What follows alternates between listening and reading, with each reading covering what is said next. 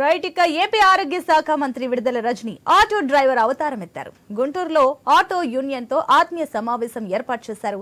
ఆ సమావేశం అనంతరం మంత్రి పట్టణంలో లేడీ భాషాగా ఆటో నడిపి డ్రైవర్లను ఉత్సాహపరిచారు.